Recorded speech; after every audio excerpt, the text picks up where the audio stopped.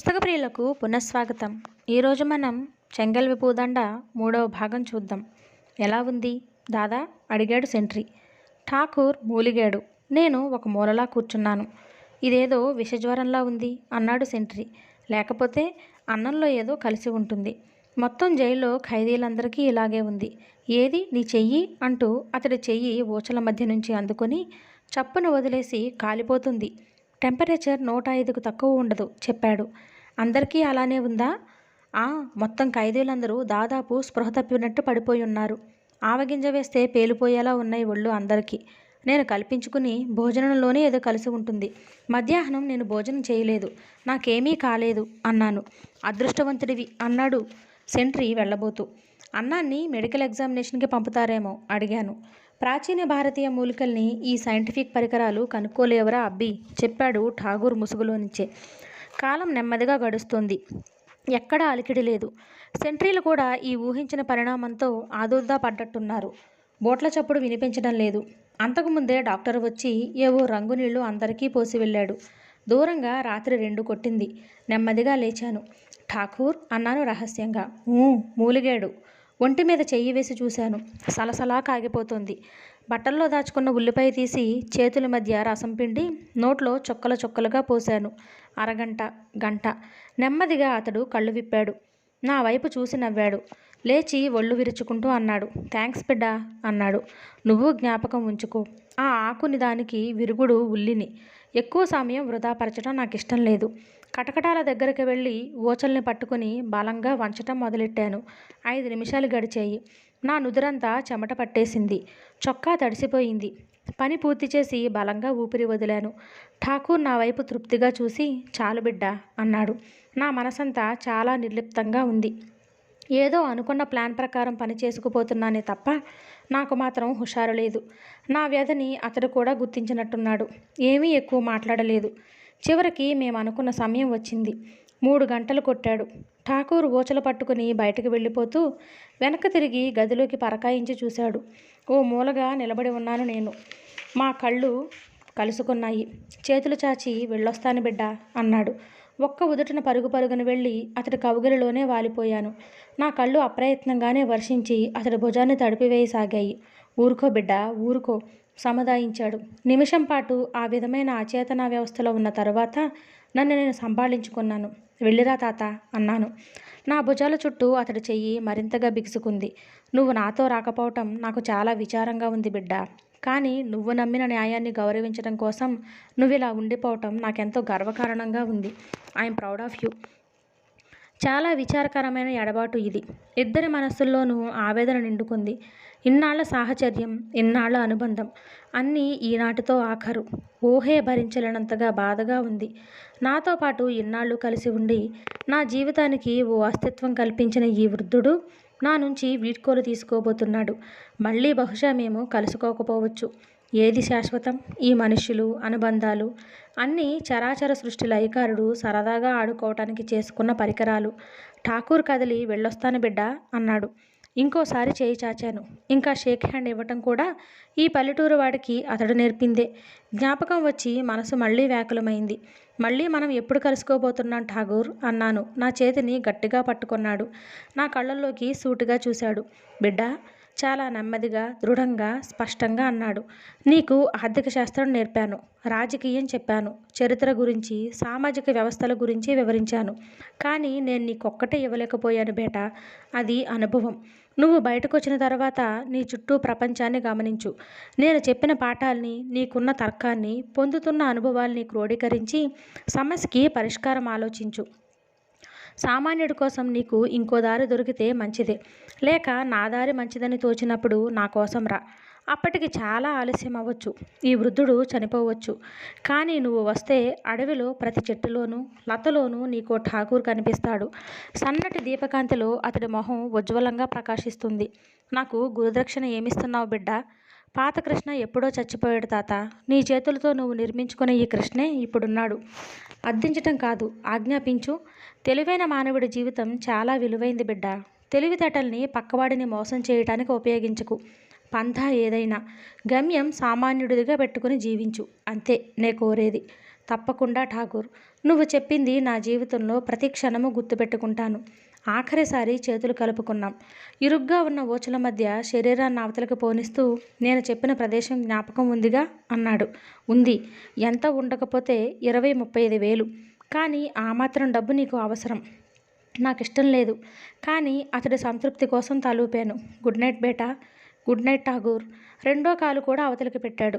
క్షణంలో 1000వ వంతు ఆగి చురుకుగా అటు ఇటు చూసి పరిశీలించాడు. ఒడివడిగా నడుస్తూ నెమ్మదిగా చీకట్లో కలిసిపోయాడు. అతడి ఆకారం కొద్ది కొద్దిగా అస్పష్టమై చివరికి అదృశ్యమైపోయింది. నా చుట్టూ నిశ్శబ్దం నెమ్మదిగా పరుచుకుంది. భరించలేనంత ఒంటరితనం ఒక్కసారిగా నన్ను ఆవరించింది. ఠాకూర్ వెళ్ళిన వైపే చూస్తూ అచేతనంగా నిలబడిపోయాను. అయిపోయింది. అతడు నా జీవితంలో నుంచి బయటకు వెళ్ళిపోయాడు. ఎంత ఉదాత్తమైన వ్యక్తి అతడు. బహుశా అతడిని నేను ఈ జీవితకాలంలో మళ్ళీ కలుసుకోలేకపోవచ్చు. నా జీవితాన్ని ఉద్దీప్తం చేసిన ఆ మహనీయుడి వ్యక్తిత్వం మహోన్నతమై నా ఊహకందనంతగా పెరిగిపోయింది. వెనక్కి వచ్చి నా మామూలు స్థలంలో కూర్చున్నాను. మనసంతా వెలితిగా ఉంది. లోపల నుంచి వేదన పొంగుకొస్తుంది. చుట్టూ ఉన్న గోడలు, కిటికీల నుంచి కనబడుతున్న నక్షత్రాలు, భూమి, ఆకాశం అన్నీ నాతో పాటు మౌనంగా ఉండి తిరిగిరాని ఆ వ్యక్తి కోసం నిశ్శబ్దం రోధిస్తున్నాయా అన్నట్టు వెలబలా పోతున్నాయి. ఠాగూర్ వెళ్ళిన 5 నిమిషాలకి ఉంటుంది. అంతలో దూరంగా తుపాకీ పేలిన శబ్దం వినిపించింది. అది తుపాకీ పేలిన చప్పుడో ఏదన్నా వస్తువు క్రింద పడిన చప్పుడో సరిగ్గా తెలియలేదు. తర్వాత మళ్ళీ నిశ్శబ్దం. నా వెన్నులో నుంచి చలి శరీరమంతా వ్యాపించింది. అర్థం కాని భయంతో వణికిపోయాను. అదేం చప్పుడు? ఇప్పటికీ ఇన్ని సంవత్సరాల తర్వాత కూడా ఆ చప్పుడు ఇదిమిద్దమ్మని తేల్చుకోలేకపోయాను. ఆ చప్పుడు తరువాత మళ్ళీ అలజడి వినిపించకపోవటంతో నేను భయపడింది జరిగి ఉండదని మనసుని సంతృప్తిపరుచుకున్నాను. కానీ మళ్ళీ మనసులో ఏమోలో అనుమానం. ఠాకూర్ని మాత్రం నేను మళ్ళీ కలుసుకోలేను. ఎన్నో రాత్రులు అందరూ నిద్రపోయాక నాకు ఠాకూర్ జ్ఞాపకం వచ్చేవాడు. దూరంగా వరండాలో నుంచి అతడు నడిచి వస్తున్నట్టు భ్రాంతి కలిగేది. నా భ్రమకి నేనే విషాదంగా నవ్వుకునేవాడిని. అతడి ప్రభావం నా మీద చాలా పడింది. ఎవరితోనూ కలిసేవాడిని కాదు. ఒక విధమైన ఋషిత్వం సిద్ధించిన వాడిలా ఒంటరిగా ఉండేవాణ్ణి. కానీ అభ్యాసం మాత్రం మానలేదు. రోజులు నెమ్మదిగా గడవసాగాయి. ఒకరోజు ఒక వార్త దావానంలా మా మధ్య వ్యాపించింది. మిస్టర్ కృష్ణ, ఇవి మీ వస్తువులు. ఇన్ని రోజులు పనిచేసినందుకు ఇది మీ వేతనం. ఈ క్షణం నుంచి మీరు స్వేచ్ఛ పొందుతున్నారు. మీ ప్రవర్తన, నడవడిక, పారిపోయే వీలున్నా దాన్ని వినియోగించకపోకపోవడం ఇవన్నీ మీ శిక్ష తగ్గించడానికి కారణాలు. దేశ స్వాతంత్రోత్సవాల దృష్ట్యా మిమ్మల్ని వదిలిపెడుతున్నారు. వెళ్ళండి. బల్ల మీద వస్తువులు తీసుకున్నాను. మౌనంగా వెనక్కి తిరిగి గుమ్మం వైపు అడుగులు వేస్తుంటే అతడు అన్నాడు, ఒక మనిషి స్వేచ్ఛని, హక్కుల్ని అరికట్టడానికి ఎవరికీ అధికారం లేదు. కానీ ఆ మనిషి పశువుగా మారితే అతన్ని 4 గోడల మధ్య బంధించడానికి చట్టం ప్రయత్నిస్తుంది. అలాగే మళ్ళీ ఇక్కడికి రావనే ఆశిస్తున్నాను. రాను జైలర్ సాబ్. పశువుల మధ్య మనిషిగా బ్రతకటానికే ప్రయత్నిస్తాను. వెనక్కి తిరగకుండా చెప్పేశాను. రిపోర్టీ గురించి ఠాకూర్ చెప్పాడు. బయటికి నడిచాను. ఎత్తైన జైలు గోడల తలుపులు నా కోసం తెరవబడ్డాయి. దృఢమైన రాతి గోడల మధ్య చిన్న ఇనప తలుపు. తల బాగా వంచి యువతలకి వచ్చాను. నా వెనకే తలుపులు మూసుకున్నాయి.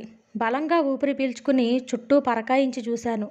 విశాలమైన మైదానం 4 వైపుల నుంచి నన్ను ఆహ్వానిస్తున్నట్టు కనిపించింది. అప్పుడు నేను పొందిన అనుభూతిని మాటల్లో వర్ణించలేను. సూర్యుడు ఒకవైపు పశ్చిమాద్రిలో కుంగిపోతున్నాడు. కొంగల బారులు దక్షిణ దిశగా ఎగిరిపోతుంది. పిల్ల తెమ్మెర ఒకటి నాజూకుగా వచ్చి పలకరించి సాగిపోయింది. నా మనసులో నుంచి ఆనందం పొంగి పొర్లుకొస్తోంది. అప్పుడు నేను కావాలనుకుంటే పరిగెత్తగలను, కావలసి వచ్చినప్పుడు స్నానం చేయగలను. స్వేచ్ఛకద్దం అది పోయినప్పుడే తెలుస్తుంది. జైలు గోడ పక్కనే ఒక కుక్క నా వైపే వింతగా చూస్తూ నిలబడింది. దానివైపు చూసి నవ్వి హలో అన్నాను. ఏమనుకుందో ఏమో పరిగెత్తుకు వెళ్ళిపోయింది. బిగ్గరగా నవ్వి నేను మైదానంలో పరుగులు తీయటం ప్రారంభించాను. ఆగి చేతులు నేల మీద పెట్టి తలక్రిందులుగా గెంతు వేశాను. గోడ మీద నుంచి నా వైపే చిత్రంగా చూస్తున్న సెంట్రీని దూరం నుంచి ఎక్కిరించాను. అతడు నవ్వుతూనే స్నేహపూర్వకంగా చేయి ఊపాడు. నేను చేయి ఊపాను. అంతలో గుర్తు వచ్చింది. నేను ఈ గౌరవప్రదమైన సమాజంలో ఒక పౌరుణ్ణి. హుందాగా పెద్ద మనిషిలా వీపు నిటారుగా పెట్టి నడవసాగాను. ఊళ్ళోకి వచ్చేశాను. నాకు పట్టణాల గురించి అంతగా తెలియదు. నా 22 ఏళ్ల జీవితంలోనూ పల్లెకు 50 మైళ్ళ దూరంలో ఉన్న చిన్న పట్టణానికి 2-3 సంవత్సరాలు వెళ్ళానంతే. ఇన్ని సంవత్సరాల తర్వాత ఇంతమంది జనాన్ని ఒక్కసారి చూడడం వింతగా ఉంది. నా మొహంలో ఆ కొత్తదనం కనిపించకుండా నడవసాగాను. అందరూ ఏదో హడావుడిగా ఇట్నుంచి అటు అటునుంచి ఇటు వడివడిగా పోతున్నారు. కారు హారన్లు, సైకిల్ బెల్ మూతలు, రణగణ ధ్వనితో ఆ ప్రదేశం అంతా అలజడిగా ఉంది. Will you please take this pains of telling me me my way to the railway station అడిగాను. అవతలి మనిషి నా వైపు తేరిపారా చూశాడు. నా ఉచ్చారణలో, నేను కన్స్ట్రక్ట్ చేసిన వాక్యంలోనే ఏదో తప్పు ఉండి ఉంటుందనిపించింది. Go straight and then left. Straight అంటే ఎంత స్ట్రైటో చెప్పకుండానే వెళ్ళిపోయాడు. నేను చేసిన తప్పు అర్థమైంది. ఇక్కడ వాళ్ళు చాలా క్యాజువల్గా బతుకుతారన్నమాట. నడవటం సాగించాను. గోడలకి అంటించిన రకరకాల సినిమా పోస్టర్లు, వాటి పేర్లు నన్ను చాలా ఆశ్చర్యపరిచాయి. షోకేసుల్లో బొమ్మల్ని, బొడ్డు క్రిందకి చీర కట్టిన ఆడవాళ్ళని చూసుకుంటూ ముందుకు సాగాను. సెక్స్ ఈ తరం మీద చాలా బాగా తన ప్రభావం చూపుతుందన్నమాట. నలుగురైదుగురు హిప్పీ ఠాకూర్ ఏదో చెప్పాడు, సరిగా జ్ఞాపకం లేదు. నన్ను రాసుకుంటూ వెళ్ళిపోయారు. వీళ్ళది ఆధ్యాత్మికవాదమా, నిస్తేజంలోంచి పుట్టిన పురివిప్పిన కోరికలు, మళ్ళీ అందులో నుంచి వేదాంతం. సివిలైజేషన్ ఈజ్ ఎ సర్కిల్ అన్నాడు కిట్స్. ఎంత నిజం. రెవల్యూషన్ నిరంతం. చటుక్కున ఆగాను. లైబ్రరీ పెద్ద పెద్ద అక్షరాలతో వ్రాసి ఉంది. 2 అంతస్తుల పెద్ద భవనం. లోపలికి వెళ్ళాలన్న కోరికని చాలా బలవంతం మీద ఆపుకున్నాను. ఒక్కసారి లోపలికి వెళితే మళ్ళీ బయటకు రాలేనని తెలుసు. తల తిప్పుకున్నాను. లైబ్రరీకి ఎదురుగా అమ్యూజ్మెంట్ పార్కు కనిపించింది. మనిషి మానసిక వికాసాన్ని పెంపొందించే ఆలయం ఒకవైపు, బలహీనతల మీద ఆడుకునే జోదగృహం ఒకవైపు. సగటు మనిషి ఎన్ని కాంట్రాడిక్షన్ల మధ్య బతుకుతున్నాడో. నా ఆలోచనలు రకరకాల పందాలో సాగుతున్నాయి. చిత్రం ఏమిటంటే, నా అంతర్గతమైన ఆలోచనలో కూడా ఎక్కువగా ఆంగ్లమే చోటు చేసుకుంటోంది. పుట్టిన దగ్గర నుంచి 22 ఏళ్ల దాకా ఒక అడవిలో మనిషిని.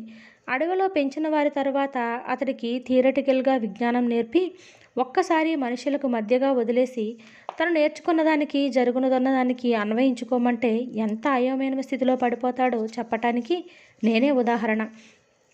స్టేషన్ కనబడింది. దూరంగా రైలేదో వస్తోంది. లోపలికి వెళ్ళాను. కౌంటర్ల దగ్గర పెద్ద గుంపు కనబడింది. కిటికీ పైన ఉన్న బోర్డులు చదువుతూ నేను వెళ్ళవలసిన బుకింగ్ దగ్గరకు చేరుకున్నాను. దాని ముందు దాదాపు 25 మంది ఉన్నారు. ఒకళ్ళ మీద ఒకళ్ళు పడి కుమ్ములాడుకుంటున్నారు. నా ఊరికి పక్కనే ఉన్న పట్నం పేరు చెప్పి అక్కడికి వెళ్ళటానికి ట్రైన్ ఎప్పుడుందో అడిగాను. కదలడానికి సిద్ధంగా ఉంది అన్నాడు అవతలి వ్యక్తి. ఆందోళనతో గుంపు వైపు చూశాను. మా ఖైదీల్లో ప్రతి పని క్యూలో నిలబడి చేసేవాళ్ళం. క్రమశిక్షణ ఏమాత్రం తప్పినా లాఠీలు మా శరీరం మీద నాట్యం చేసేవి. ఈ ప్రజల్లో ఆ మాత్రం శిక్షణ కూడా కనబడటం లేదు. వీళ్ళకది నేర్పాలంటే ఎంతకాలం జైళ్లల్లో పెట్టాలో. అవతల వ్యక్తి నా సంశయం గమనించినట్టున్నాడు. ఇలా చూస్తే లాభం లేదు, వెళ్ళి మీ శక్తి పరిశీలించుకోండి అన్నాడు. నవ్వి అంతేనా అంటూ గుంపు చేరుకున్నాను. చేతులు పైకి మడిచి గుంపులోకి చేతులు పోనిచ్చి విసురుగా చెరో పక్కకు తోశాను. ఇటో ముగ్గురు అటో ముగ్గురు తూలిపడ్డారు. నాకు సలహా చెప్పిన వ్యక్తి నోరు తెరిచి విస్మయంతో నా వైపు చూస్తున్నాడు. నా బలాన్ని ఇతరుల మీద ప్రదర్శించటం ఇదే మొదటిసారి. గురుగారు, నాకు మీ ఊరికే టికెట్టు, ఒక టికెట్టు తీసుకోండి ప్లీజ్ అన్నాడు దూరం నుంచి ఆ వ్యక్తి. అలాగే అరిచాను. నా వెనక వాళ్ళు అదేదో అతి సామాన్యమైన విషయం అన్నట్టు నా వెనక మళ్ళీ సర్దుకున్నారు. గంట కొట్టారు. మళ్ళీ కలకలం రేగింది. ఇంకోసారి చేతుల్ని మోచేతుల్ని ఉపయోగించి కిటికీ దగ్గరకు చేరుకున్నాను. నిమిషంలో టికెట్లు తీసుకుని బయటపడ్డాను. అతనికి టికెట్లు అందించి ప్లాట్ఫామ్ మీదకి పరిగెత్తాను. 1 నిమిషం తర్వాత రైలు నెమ్మదిగా కదిలింది.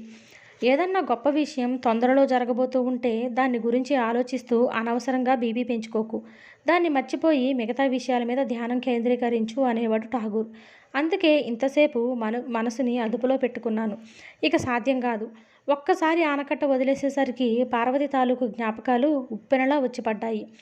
బస్సు దిగి చుట్టూ పరిశీలించాను. కొత్తగా బస్టాండ్ కట్టినట్టున్నారు. ఇంతకు ముందు లేని కిళ్ళీ కొట్లు, హోటళ్ళు వెలిశాయి. నిమిషం సేపు అలాగే నిలుచుని నాకు తెలిసిన వాళ్ళెవరైనా కనబడతారేమోనని పరకాయించి చూశాను. అందరూ కొత్త కొత్త మనుషులు. కాలం చాలా తొందరగా నా పల్లెని మార్చేసింది. మనసు చాలా వేజిలేటింగ్గా ఉంది. పార్వతి, పార్వతి, పార్వతి. అదొక్కటే కాదు, మనసుని ఉత్సుకతతో నింపేస్తుంది. ఆ రోజుకి ముందు రోజు పార్వతి నాకు చెప్పిన విషయం. అది సరదాగా నన్ను తొందరపరచడానికి చెప్పిందా, లేక నిజమేనా? నిజమైతే నా కొడుక్కో కూతురుకో ఇప్పుడు స్కూల్కి వెళ్ళే వయసు ఉంటుంది. అడుగులు అప్రయత్నంగా వడివడిగా సాగాయి. కానీ ఎటు వెళ్ళను, ఎవరిని అడగను? నావాడు అనుకున్న బాబాయి మోసం చేశాడు. చిన్నతనం నుంచి స్నేహితులు నాకట్టే లేరు. తెలిసిన వారేమైనా కనబడతారేమోనని ఆశగా చూస్తూ నడవసాగాను. నా ఆశ తీరలేదు. నెమ్మదిగా నడుస్తూ ఊరు చివరికి వచ్చి మా ఇంటి దగ్గర ఆగాను. కూలిపోయి శిథిలావస్థలో ఉన్న పాక వెక్కిరిస్తూ ఉంది. చుట్టూ పిచ్చి మొక్కలు ఇష్టం వచ్చిన రీతిలో పెరిగాయి. గడ్డి దుబ్బులు దుబ్బులుగా పెరిగి ఆ ప్రాంతాల్లో ఎవరూ తిరగటం లేదన్న విషయాన్ని నిరూపిస్తోంది. క్రింద జాగ్రత్తగా చూసుకుంటూ పాకని సమీపించాను. కొంచెం పెద్ద వర్షం వస్తే పూర్తిగా నేలమట్టం కావటానికి సిద్ధంగా ఉంది. ముందు తలుపులు ఎవరో పీకుపోయినట్టున్నారు. ద్వారం ఖాళీగా ఉంది.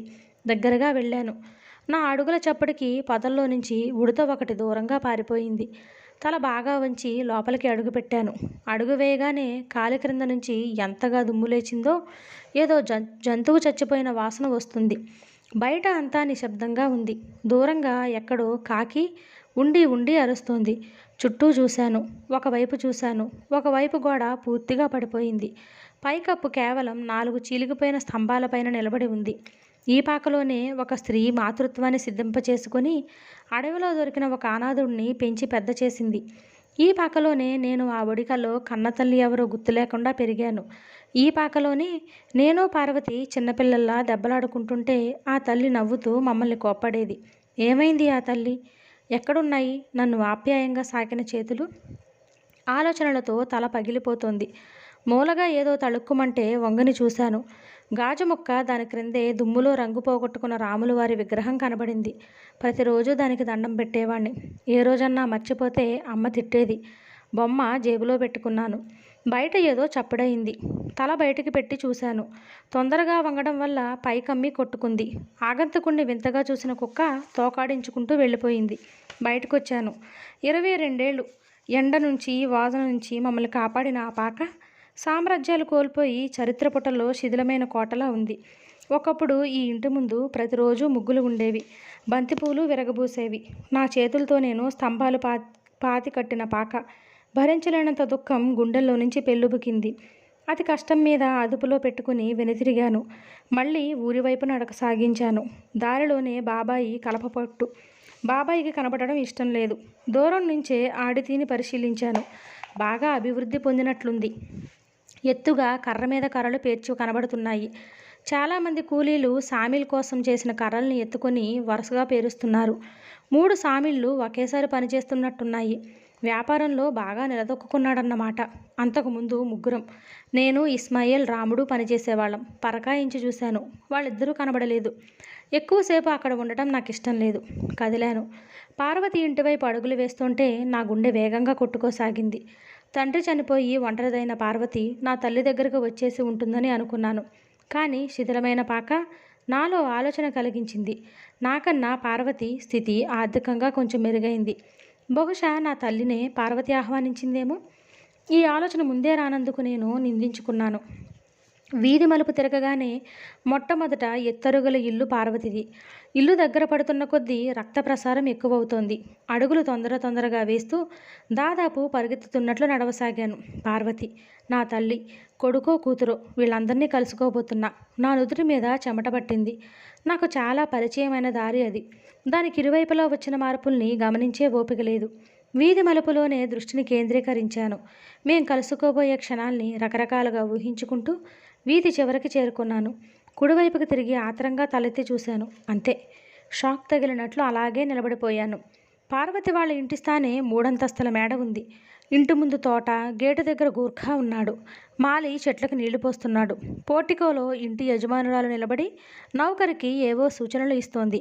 ఇనుప గేటుకి కుడివైపు పాలరాతి ప్లేటు మీద ఇంటి యజమాని పేరు అందంగా చెక్కబడి ఉంది.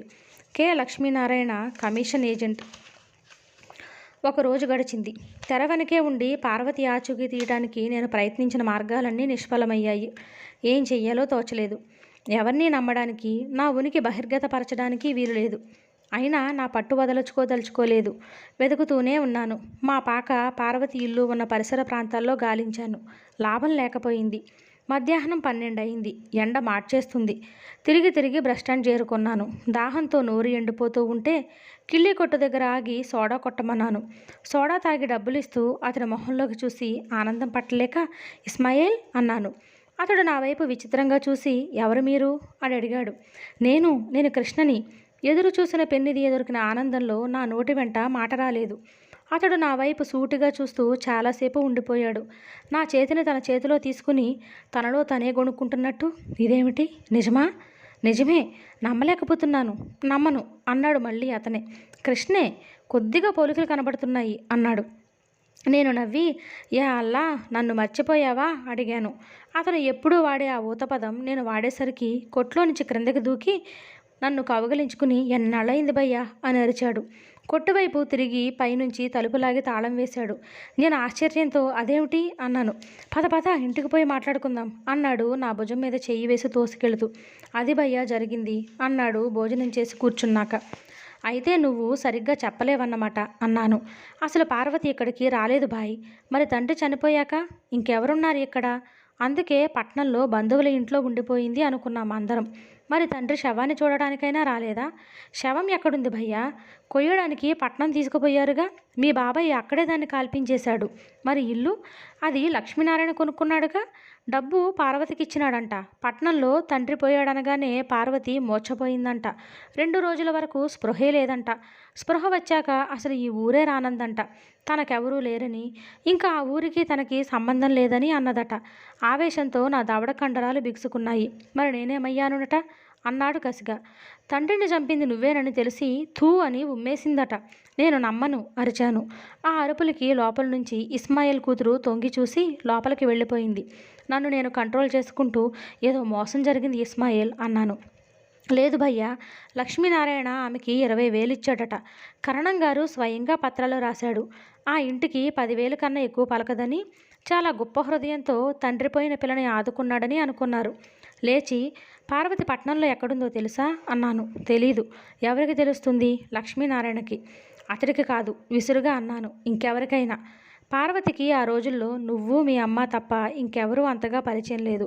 ఎవరూ ఆవిడ గురించి అంతగా పట్టించుకోలేదు. అవును, అదే నిజమే. తండ్రి పోయాడు, ప్రేమించినవాడు హంతకుడయ్యాడు. ఉన్న ఆస్తికి మంచి ధర పలికింది. ఇంకేముంది? బంధం ఎందుకు రావాలి ఇక్కడికి? అంటే అంటే పార్వతి అంతా నమ్మేసిందా? నన్ను హంతకుడిగా భావించిందా? తండ్రిని చంపిన హంతకుడిని కనుక నాతో పరిచయాన్ని తెంపుకుని ఉండవచ్చు. కానీ నా తల్లిని కూడా. అసలు నా తల్లి ఎక్కడుంది? అదే ప్రశ్న అడిగాను. ఇస్మాయిల్ మాట్లాడలేదు. నా మనసు కీడుని శంకించింది. చెప్పు ఇస్మాయిల్, అది ఎటువంటి విషయమైనా వినటానికి నేను సిద్ధంగా ఉన్నాను. నువ్వు అరెస్ట్ అయిన 2 రోజులకే మీ అమ్మ మీ బాబాయ్ ఇంటికి వచ్చేసింది. ఆగాడు. తర్వాత 1 నెల రోజులు అక్కడే ఉంది భయ్యా. ఆ పైన ఊపిరి వెగబట్టి, ఆ పైన అన్నాను. క్షణం సేపు ఆగి నెమ్మదిగా అన్నాడు. ఎదురింటి దర్జీవాడితో లేచి వెళ్ళిపోయింది. పిడికిలి బిగించి కొట్టిన దెబ్బకి వెనక్కి పడ్డాడు. తల గోడకి కొట్టుకుంది. భయంకరమైన నిశ్శబ్దం. నెమ్మదిగా చేతుల మధ్య లేస్తూ, నువ్వు భరించలేవని నాకు తెలుసు బాయ్. యా అల్లా, పళ్ళు ఉడగొట్టేశావు అన్నాడు. నేను చప్పున వంగి అతడికి చెయ్యి అందిస్తూ కంటి నిండా నీటితో, క్షమించు భయ్యా ప్లీజ్ అన్నాను. అతన్ని చేతులతో లేపేశానన్న మాటే గాని నా మనసులో లేదు. నన్ను కన్న తల్లిలా సాకిన ఆ పవిత్రమూర్తి ఇంత కళంకాన్ని భరించడానికి ఎందుకు సాహం చేసింది? ఆ వయసులో ఆ ఆలోచన ఎందుకు వచ్చింది? ఆ అమ్మ నా మెదడు ముద్దుబారిపోయింది. రక్తనాళాలు తెగిపోతాయేమోనన్న భ్రాంతి కలిగింది. ఏదో మైకం నన్ను కమ్మేసింది. ఇస్మాయిల్ ఏదో అంటూ ఉన్నాడు, వినటం లేదు. పట్నం వచ్చి 4 రోజులైంది. చేతిలో డబ్బు అయిపోసాగింది. పార్వతి కోసం వెతుకుతూనే పనేదైనా దొరుకుతుందేమోనని ప్రయత్నం చేయసాగాను. ఏ పని దొరకటం లేదు. రోజంతా కష్టపడి పనిచేస్తే 3 రూపాయలు ఇస్తారట. ఆ రోజుల్లో కన్నా ఎక్స్‌ప్లాయిటేషన్ ఎక్కువైనట్టుంది. చిత్రం ఏమిటంటే ఆ 3 రూపాయల కూలీకే జనం ఎగబడుతున్నారు. ఈ కూలీలకి తమ శక్తి ఎప్పుడు తెలుస్తుంది? ఠాకూర్ అన్నట్టు ధర, డిమాండ్, సప్లై మధ్య ఉంటుందనే చిన్న సత్యం ఎప్పుడు గ్రహిస్తారు వీళ్ళు? ఠాకూర్ జ్ఞాపకం వచ్చేసరికి నా మెదడులో ఏదో తళుక్కుమంది. చటుక్కున లేచి పెట్టె సర్దుకున్నాను. సత్రం గుమస్తానికి అనుకుంటే ట్రైన్ ఇంకో 2 గంటల్లో ఉందన్నాడు. అద్దె బకాయి ఇచ్చి స్టేషన్కి వచ్చేశాను. కొద్దిసేపట్లో ట్రైన్ వచ్చింది. దాదాపు 6 గంటల ప్రయాణం చేసిన తర్వాత నేను దిగవలసిన స్టేషన్కి వచ్చింది. చాలా చిన్న స్టేషన్ అది. నేనొక్కడినే దిగాను. ప్లాట్ఫామ్ అంతా ఖాళీగా ఉంది. నిమిషం కూడా ఆగలేదు. స్టేషన్కి 15 గజాల దూరం నుంచే అడవి ప్రారంభమైంది. నిర్మానుష్యంగా ఉంది. రైలు పట్టాలు దూరంగా ఎక్కడో కలిసినట్టు కనబడుతున్నాయి. సరుగుడు చెట్లు పొడుగ్గా భయంకరంగా నిలబడి ఉన్నాయి. వాటికి కొంచెం లోపలగా చిన్న చిన్న దుబ్బులు, లతలు దట్టంగా పెరిగి పగలే చీకటిని సృష్టిస్తున్నాయి. టికెట్ కలెక్టర్ నా దగ్గరకు వచ్చాడు. టికెట్ ఇచ్చేశాను. బాగా ముసలతను, ఓవర్ కోట్ వేసుకున్నాడు. ఎక్కడికి వెళ్ళాలి అడిగాడు. అడవిలోకి అని ముందుకు సాగాను. దాదాపు గంట ప్రయాణం చేశాను. అడవి బాగా దట్టమైంది. ప్రయాణం చురుగ్గా సాగటం లేదు. 1-2 నక్కలు, చిన్న చిన్న పాములు కనబడ్డాయి. ఆశయ సిద్ధి కోసం అడవిలో బ్రతికే వాళ్ళ జీవితం పూలపాన్పు కాదు. అరగంట ప్రయాణం జరిగేసరికి మనుష్యుల అలికిడి వినిపించింది. చూస్తూ ఉండగానే 4 అశ్వికులు నన్ను చుట్టుముట్టారు. చాలా భయంకరంగా ఉన్నారు. నడుముకి అడ్డంగా తుపాకులు వేలాడుతున్నాయి. ఎవరు నువ్వు అడిగాడు అందులో ఒకడు. అవును, ఎవరిని నేను? కనగానే తుప్పల్లో పారేసిన ఓ తల్లి కన్న కొడుకునా? 40 ఏళ్ల వయసులో దర్జీవాడితో లేచిపోయిన ఓ తల్లి పెంచిన కొడుకునా? సంవత్సరాల తరబడి జాగ్రత్తగా పెంచుకున్న ప్రేమలతని ఒక్క వేటులో నిర్దాక్షిణ్యంగా తెగగొట్టిన ఒక స్త్రీ ప్రియుణ్ణా? ఎవరిని నేను? జవాబు చెప్పవేం? చెప్పాను. ఠాకూర్ బలదేవ్ సింగ్ శిష్యుణ్ణి. నా సమాధానం వాళ్లల్లో సంచలనం కలిగించింది. 4 ఒకేసారి గుర్రాల మీద నుంచి క్రిందకు దిగారు. అందరిలో బలంగా, లావుగా, నల్లగా ఉన్నవాడు నా దగ్గరగా వచ్చి పరిశీలనగా చూస్తూ నేను నమ్మను అన్నాడు. నవ్వి ఏం, ఎందుకని అన్నాను. అందులో ఒకడు నా దగ్గరగా వచ్చి తుపాకీ ఇచ్చి అదుగో ఆ చెట్టు మీద గూడును కొట్టు అన్నాడు బొంగురు గొంతుతో. ఠాకూర్ మీకు తెలుసా? ఆయన మా గురువు గర్వంగా జవాబు చెప్పాడు. ఠాకూర్ ఎప్పుడైనా పక్షుల్ని పక్షిగోళ్ళని కొట్టమని అంటాడని అనుకోను. వాళ్ళు మొహమొహాలు చూసుకున్నారు. నిజమే అన్నాడు అందులో ఒకడు. అయితే అదుగో అటు పక్క కొండ మీద చిన్న గుడిలాంటి దాన్ని చూపించి దాన్ని గోపురాన్ని కొట్టు అన్నాడు. తుపాకీ అందుకున్నాను. టార్గెట్ చాలా చిన్నదిగా కనబడుతుంది. నా చేతులు వణికాయి. మొట్టమొదటిసారి తుపాకీ పట్టుకోవడం. నా గురి తప్పిన మరుక్షణం నా శరీరం తూట్లు పడుతుందన్న విషయం తెలుసు. ఠాకూర్ని మనసులో స్మరించుకున్నాను. తుపాకీ వెదురుకర్ర అయింది. ట్రిగ్గర్ రబ్బురతాడు అయింది. గాలి నెమ్మదిగా వీస్తోంది. ఒక కన్ను మూశాను. నా చెయ్యి బ్యారెల్ చుట్టూ బిగుసుకుంది. ఇంకో చేతి చూపుడు వేలు ముందుకు వంగింది. ఢామ్ అన్న ధ్వనితో అడవి ప్రతిధ్వనించింది. గుడిగోపురం మీద దుమ్ము లేచింది. శభాష్ అన్నాడు వాళ్లలో ఒకడు. ఎక్కడికి వెళుతున్నావు అడిగాడు అందులో ఇంకొకడు. అది కాళికాదేవి గూడేనా? అవును, అక్కడికే. ఎందుకు?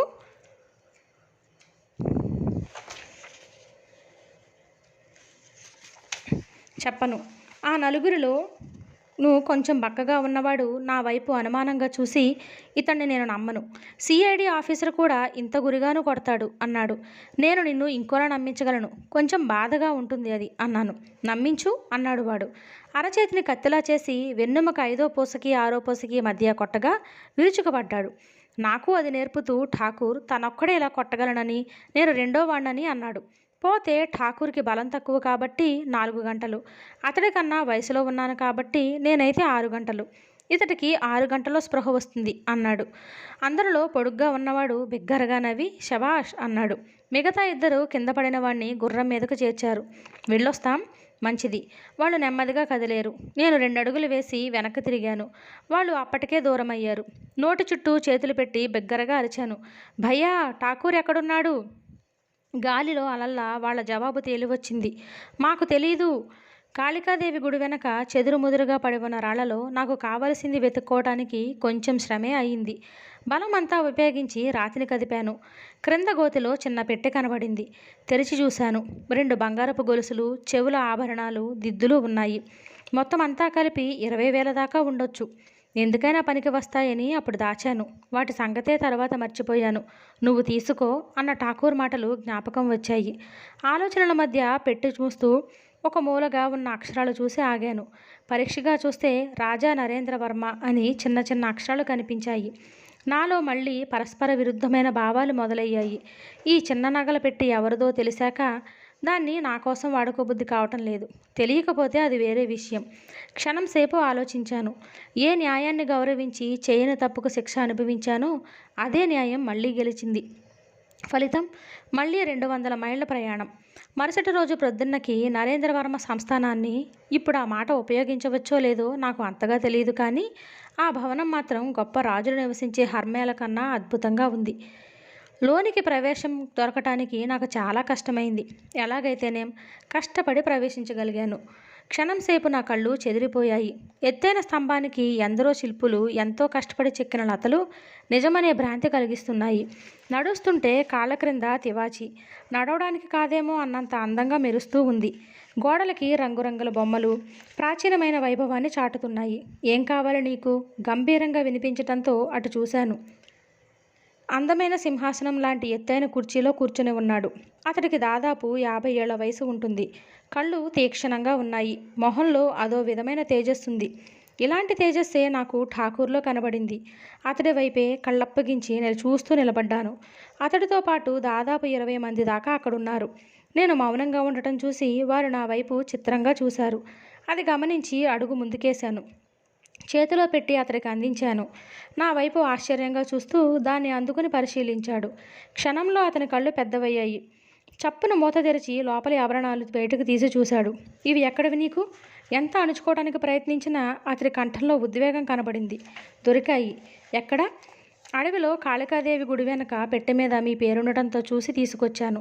చాలా అపురూపమైన వస్తువుల్ని పొందినట్టు వాటి వైపు ఆప్యాయంగా చూస్తూ చాలాసేపు ఉండిపోయాడు.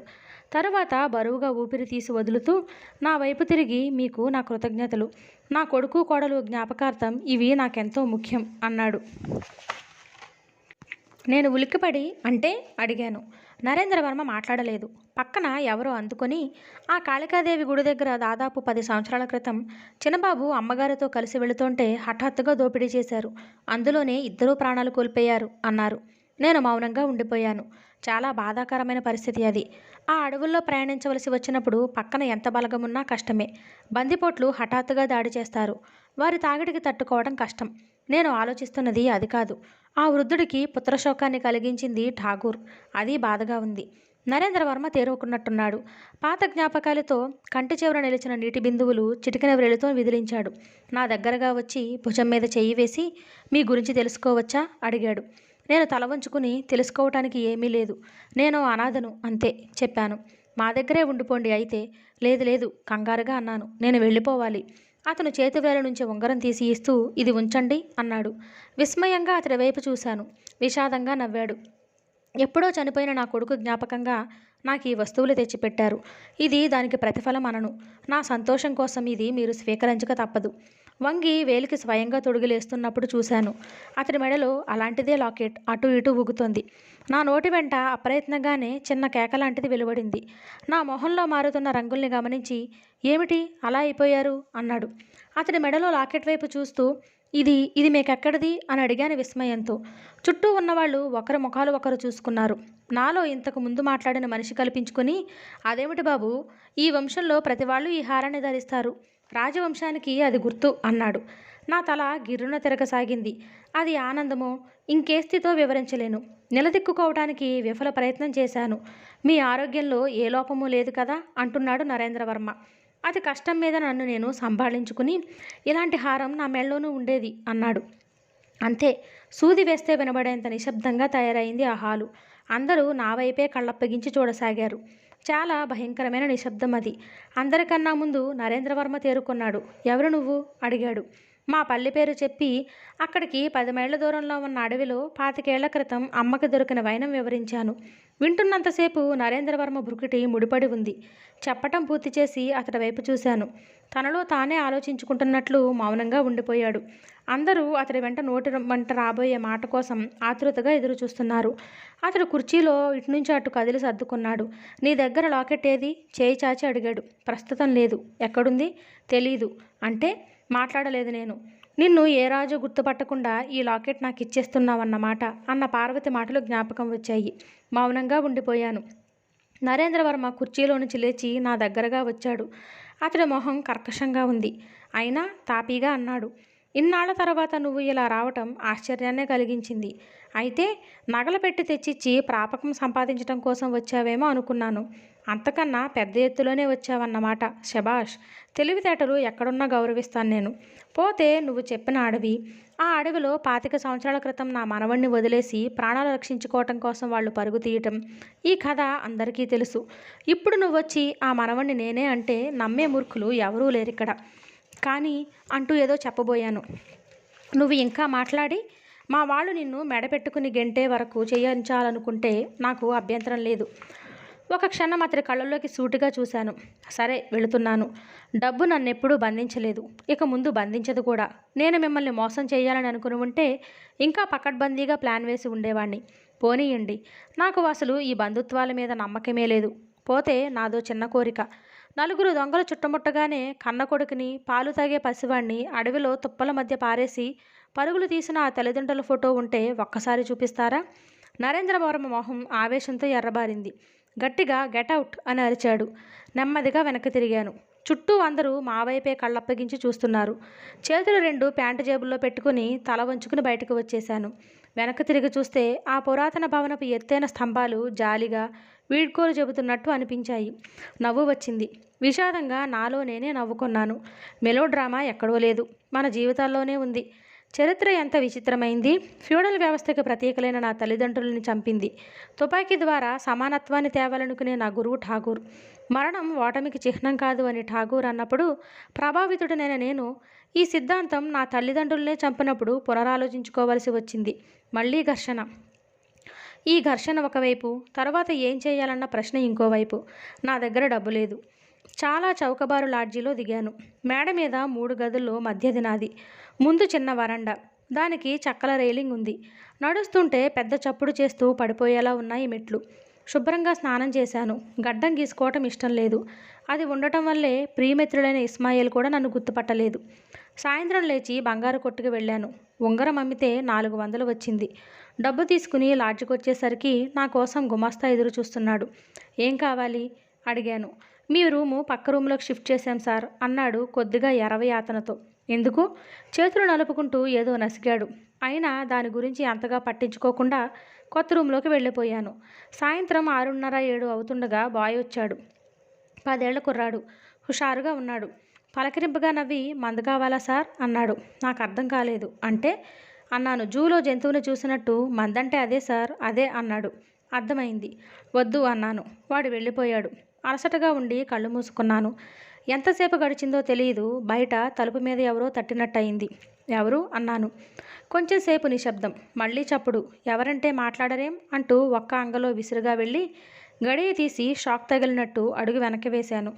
నా ముందు ఓ 22 ఏళ్ల అమ్మాయి నిలబడి ఉంది. తెల్ల చీర, గుండ్రటి మొహం, పెద్ద కళ్ళు, చిన్న నోరు, చీర రంగుతో పోటీ చేస్తున్నట్టు శరీరం. తలుపు తీయగానే మల్లెపూల పరిమళం ఒక్కసారిగా నన్ను చుట్టుముట్టింది. పరాయి స్త్రీని అంత దగ్గరగా చూడటం అదే మొదటిసారి. నన్ను లోపలికి రానియరా ఏమిటి అంది నవ్వుతూ. అప్రయత్నంగానే పక్కకు తొలిగాను. ఆమె చప్పున లోపలికి వచ్చి తలుపు గడియ వేసింది. ఏమిటిది అన్నాను తడబాటుతో. నా గొంతులో తడారిపోయింది. నేను గుమ్మం దగ్గర నుంచి కదలకపోవటం చూసి టేబుల్ పక్కన కుర్చీలో కూర్చుంటూ ఏమిటంటే ఏమీ చెప్పను, ఇలా వచ్చి మీరే చెప్పాలి అంది. స్త్రీ గురించి నాకు తెలుసు, కానీ నాకు తెలిసిన స్త్రీ వేరు. అదీగాక లాడ్జ్లో ఇలా రూమ్ తీసుకుంటే రాత్రవగానే ఒక అమ్మాయిని వాళ్ళంతట వాళ్లే పంపుతారో లేక దీనికి సపరేట్గా ఛార్జ్ చేస్తారో నాకు తెలియదు. ఇలా పంపినందుకు రేపు లాడ్జీ వాళ్ళు ఇంకో 100 ఇమ్మంటే నా పని చాలా కష్టం అవుతుంది. సోషల్ బిహేవియర్లో ఠాకూర్ ఇలాంటి సమస్యల గురించి చెప్పనందుకు తిట్టుకున్నాను. ఇంతలో ఆమె లేచి నా దగ్గరగా వచ్చింది. నా చేతిని తన చేతిలోకి తీసుకుంటూ భుజం వేసుకుంది. ఆమె ఊపిరి వెచ్చగా నా చెంపలకు తగిలింది. అడుగు వెనక్కి వేసి నెమ్మదిగా నా దగ్గర డబ్బు లేదు అని చెప్పాను. ఆమె మొహం వాడిపోయింది. అస్సలు లేవా అంది హీనమైన కంఠంతో. సిగ్గుతో తల వంచుకున్నాను. 20 30 అంతే అన్నాను. ఆమె చప్పున నా చేతి పట్టుకుని చాలు అంది. ఆ మొహంలో తళుక్కున మెరిసిన మెరుపుకి విచలితున్నయ్యాను. తదేకంగా ఆమె వైపు చూస్తూ ఉండటం గమనించింది. ఏమిటి అలా ఉండిపోయారు అంది మెడ చుట్టూ చేతులు వేస్తూ. అంత అద్భుతమైన సౌందర్యానికి ఖరీదు 20 రూపాయలా అన్నాను నాలో నేను అనుకుంటున్నట్టుగా. అంతే చటుక్కున వదిలేశాను. పార్వతి జ్ఞాపకానికి వచ్చింది. ఇలాగే నేను అకస్మాత్తుగా నిర్లిప్తం అవటం చూసి ఏమైంది అంది. ఒడివడిగా పెట్టె దగ్గరకు వెళ్ళి అందులో నుంచి 20 రూపాయలు తీసి ఇస్తూ వెళ్ళిపోయాను. ఆమె తీసుకోలేదు. అర్థం కానట్టు నా వైపు చూసి అప్పుడేనా అంది. ఇంకేమీ అడక్కు ప్లీజ్ అన్నాను అభ్యర్థిస్తున్నట్టు. ఆమె వెళ్ళి కుర్చీలో కూర్చుంది. నా వైపు చూసి నవ్వుతూ అంది. కవ్విస్తున్నట్టుగా ఇంతదానికే 20 రూపాయలా అంది.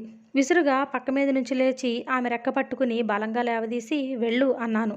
తూలి పడబోయి ఆగి ఆమె నా వైపు చూసి మొండిగా వెళ్ళను అంది. అయితే వెళ్ళకు, రాత్రంతా ఇక్కడే ఉండు అన్నాను మొహం చిట్లించి. ఆ చనువుతో ఆమెకి ధైర్యం వచ్చినట్టయింది. అసలేమైంది మీకు అంది. నా ప్రవర్తనకి నాకే సిగ్గేసి ఏమీ అవ్వలేదు, ఏవో జ్ఞాపకాలు అంతే, వెళ్ళిపో ప్లీజ్ అన్నాను. ఇంతలో ఆమె దగ్గర పార్వతి ఇచ్చిన లాకెట్ కనిపించింది. ఒక్క అంగలో ఆమెను చేరుకుని ఆ లాకెట్ని గట్టిగా పట్టుకుని లాగుతూ ఎక్కడిది ఇది చెప్పు అని అరిచాను. ఆమె బిత్తరపోయింది. భుజాల్లోకి గోళ్ళు దిగిపోతాయా అన్నంతగా గుచ్చి పట్టుకుని ఊపేస్తూ, జవాబు వెంటనే కావాలి నాకు, చెప్పు కీచుగా అరిచాను. నా కంఠం నాకే వికృతంగా వినబడింది. ఆమె నుంచి సమాధానం రాలేదు. వెనకనున్న అద్దంలో నా ప్రతిబింబం చూసుకుని ఉలిక్కిపడ్డాను. కళ్ళు ఎర్రటి గోళాల్లా ఉన్నాయి. మొహం ఆవేశంతో ఉబ్బింది. 1, 2, 3, 4 లెక్కపెట్టసాగాను. షాక్ తగిలి అచేతనంగా నిలబడిపోయి ఆమె కళ్ళప్పగించి నా వైపే చూస్తోంది. ఏ క్షణంలోనైనా స్పృహ తప్పి పడిపోయేలా ఉంది. నేను వెంటనే సర్దుకోవడం మంచిదయింది. 25 లెక్కపెడుతూ ఉండగా వాతావరణం ప్రశాంతమైనట్టు తోచింది. ఆమె వైపు స్నేహపూర్వకంగా చూశాను. ఆమె వెళ్ళబోతూ ఉంటే నన్ను క్షమించు, పిచ్చిగా ప్రవర్తించాను అన్నాను. పర్లేదులేండి అంది. దగ్గరగా వెళ్ళి ఈ లాకెట్ నీకెక్కడిది చెప్పవు ప్లీజ్ అన్నాను కంఠంలోకి మార్ధవాన్ని తెచ్చుకుంటూ. ఎందుకు? చాలా బాగుంది. ఎక్కడిది? ఈ లాకెట్ నీకు ఎవరిచ్చారో చెప్పవు చేయి వేస్తూ లాలనగా అడిగాను. కాంతమ్మ ఇచ్చింది. కాంతమ్మ ఎవరు? కాంతమ్మ కంపెనీ తెలీదా? చౌక్లో, నేను అక్కడే ఉంటున్నాను. అబ్బా చేయి నిజంగా తీసేయకు. ఇక వినడానికి అక్కడ లేను. ఒక్క అంగలో తలుపు తీసుకుని బయటకొచ్చి చెక్కమెట్లు విరిగిపోతాయా అన్నంత వేగంగా క్రిందకి దిగాను. కథ సాగుతుంది. మరిన్ని మంచి కథల కోసం ఛానల్ని సబ్స్క్రైబ్ చేయడం మర్చిపోకండి.